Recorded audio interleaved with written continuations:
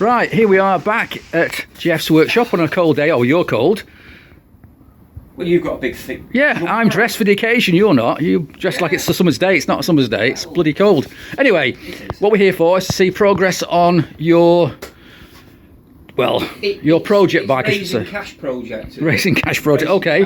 I see you've now got a different tail section because I gave you that, yeah? Well, it's seen better days, but it's better than... Plus, it's got all the mounting holes. Yeah, it's got the correct holes. That's yeah, and you're halfway through, almost finished. The front mounts are done. Well, hang on, let's talk about this rear part. You've now...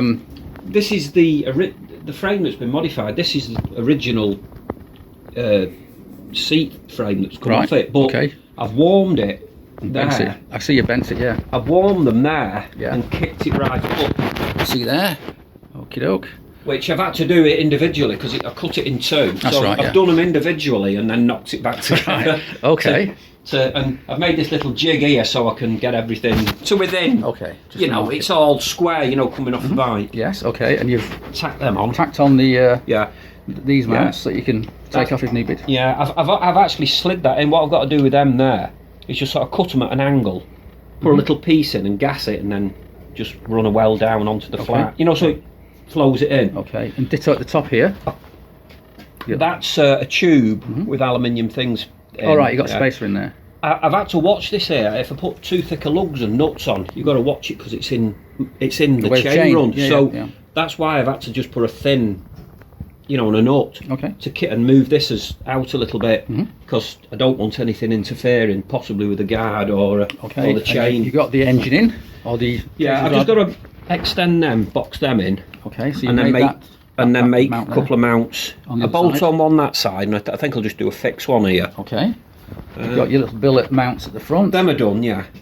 And them are done. You were saying the tank's now I've done the gussets, they're all in. Let me see. They're all in, welded. Yeah, you filled in that little gap that was... Yeah, and it's all in. I mean, I know you can just see that, but... When it's powder coated, you won't see once it's all blasted and powder coated, I think he just fills that in and... Okay, and you're definitely going to go with that tank now, are you? You're definitely going to... This is... Well... I can take that off and you can see the bracket. Okay, well, go on then. Let's see what you've been up to underneath. Like I said, at the back there, it's just resting. It wants a little bit of rubber on. Yeah. And then like a little angle bracket with the, coming off the seat there, just to mount it there. But I've had the cylinder head in and there's enough clearance.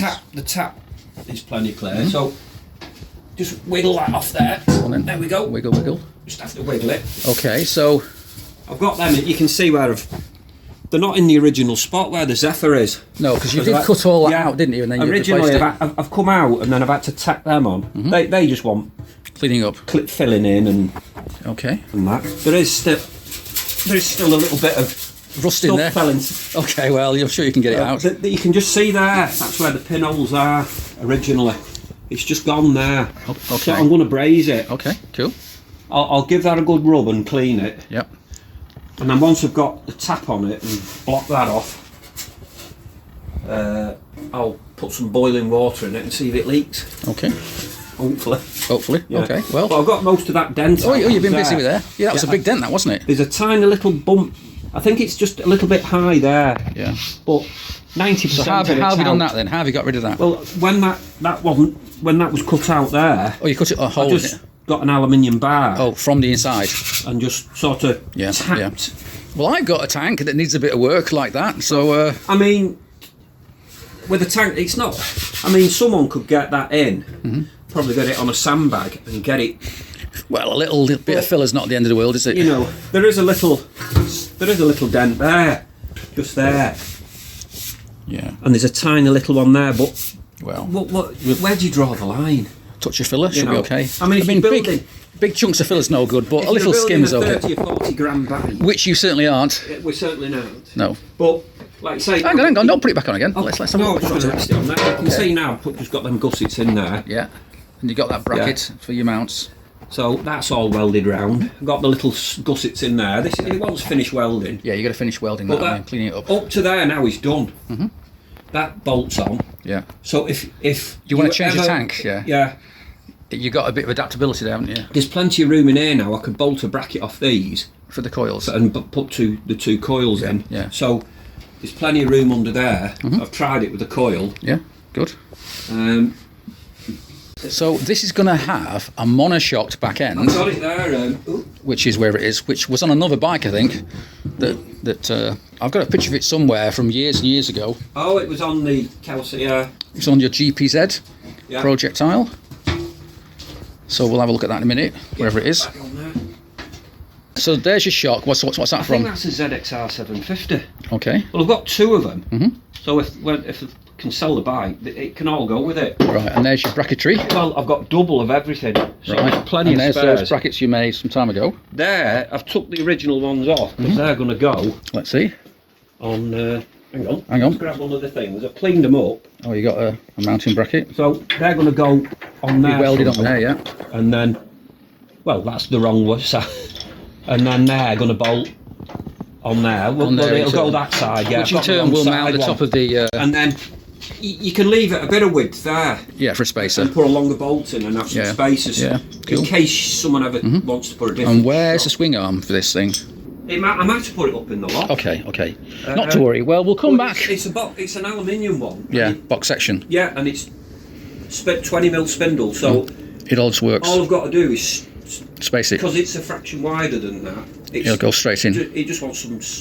Top half spacers. Small spacers. Yeah. Get it in the middle. Away you go. Done. Away you go. Right, okay. The only other thing I've got to do is put the bottom tube in and get the two brackets for... the lower mount. Is it for that? The dog bones, yeah. That's got to go, and then that goes to the swinging arm. Yeah, that's right. And that'll go to the frame. Yeah. Or is it the other way around? Well, whatever. Yeah, no, that way. Yeah. Yeah, so is the swinging, yeah.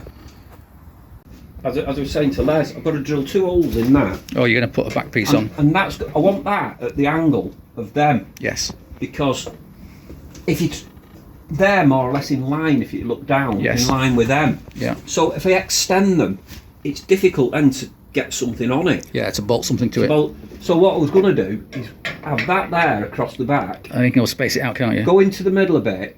2 aluminium spacers to an aluminium plate, bolted. Which in turn you can bolt to anything. And then you can come off with anything makes sense. you want. Yeah, make it adaptable. It gives you a lot of scope to change. Yeah.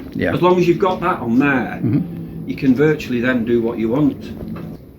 Well, also don't forget you've got to have some kind of battery box or some kind of do you know what I've got? Something for the electrics and whatnot.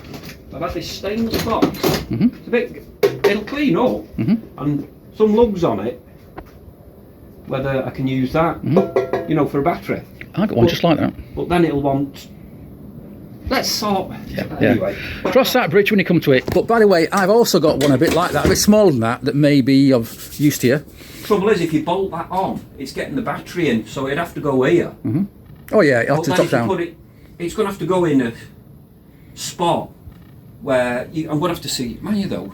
You'll have to get some tabs on this piece here to do some sort of splash guard, and then you can work out. Yeah, that's what I'm saying. But I don't know how far. What I need to do is before this is finished, it needs really the back end on. Oh God, yeah. You see what you can do on the. I don't want to weld anything across here yet because if you put like a hugger off the swinging arm, which I'm sure they do. Yes. I don't want it coming up and then it's hitting that. Okay, cool. Right, okay, and that's go. We'll end it here, and we'll come back, and we'll see what else you've been up to in the next week or two. Right.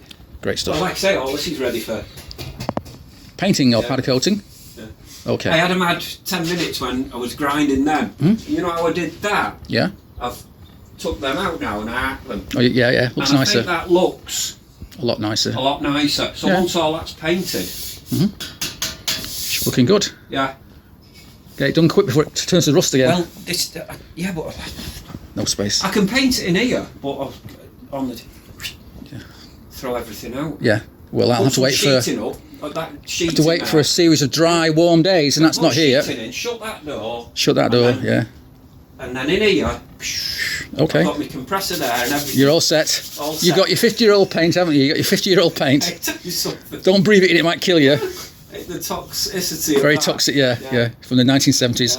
Yeah. Right. You'll be very happy when you come out. Well, no doubt. Right. On that note, we'll end it at last. And that's it for now. So thanks for watching, and cheers. Right.